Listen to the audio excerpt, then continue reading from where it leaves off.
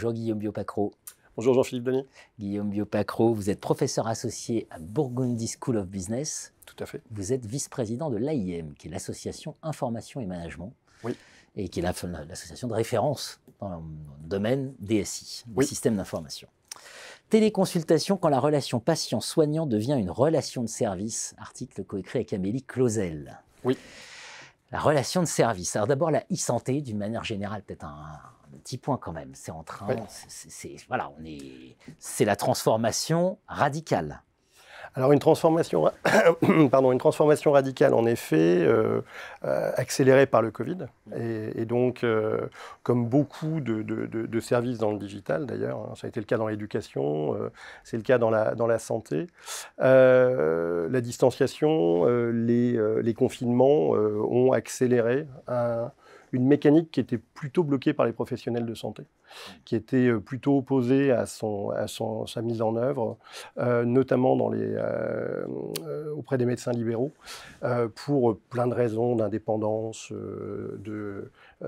d'autonomie de leur fonctionnement, et puis de services également délivrés aux patients. Et le Covid a accéléré avec des acteurs très puissants comme Doctolib qui ont mis beaucoup de moyens en œuvre pour arriver à amener de la prise de rendez-vous pour de la vaccination, puis des systèmes de prise de rendez-vous généralisés, puis de la téléconsultation. Et aujourd'hui, on le retrouve chez l'essentiel des praticiens. Absolument, y compris le mien. Oui. Y compris le mien. Vous évoquez une inversion du modèle d'acceptation. Qu'est-ce qu'il faut entendre par là ?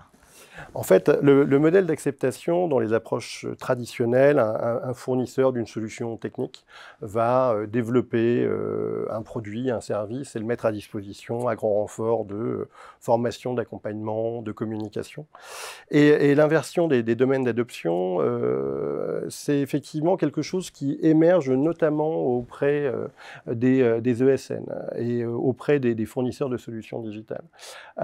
Les coûts de développement sont devenus marginaux pour beaucoup de gros opérateurs, et on va retrouver une mise à disposition d'un ensemble d'outils sans nécessairement savoir quelle pourrait être leur utilité. Microsoft avait mis en place, avant le confinement, notamment avec Teams, autour de l'architecture Azure, des solutions en proposant à différents acteurs, des instituteurs, des associations, de trouver des utilisations, et en mettant un focus particulier sur ces utilisations-là. Et donc, certaines institutrices de la Creuse s'étaient vues décerner des médailles Microsoft sur les utilisations de projets en classe. Et à partir de là, c'est l'idée que ces opérateurs vont se réapproprier ces usages pour faire évoluer leur offre. Donc, on l'a vu avec la Réunion, qui effectivement a été intégrée assez rapidement, le chat, qui a été intégré également à la suite de la solution Teams. Et dans le cadre de la télémédecine, on est tout à fait dans cette dimension-là. C'est-à-dire qu'à un moment, c'est faire sentir le besoin d'interagir avec les patients.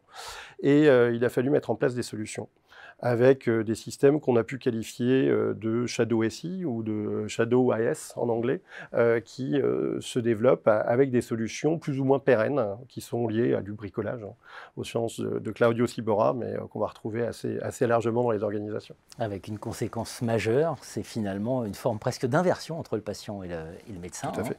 C'est-à-dire que vous évoquez l'idée d'un service de soins et d'un médecin qui devient prestataire de service.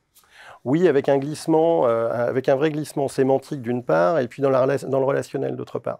On l'a vu dans l'article effectivement développé avec Amélie, des résultats qui étaient excessivement intéressants. Donc, de 2015 à 2022, avec trois périodes de confinement au milieu de cette période-là.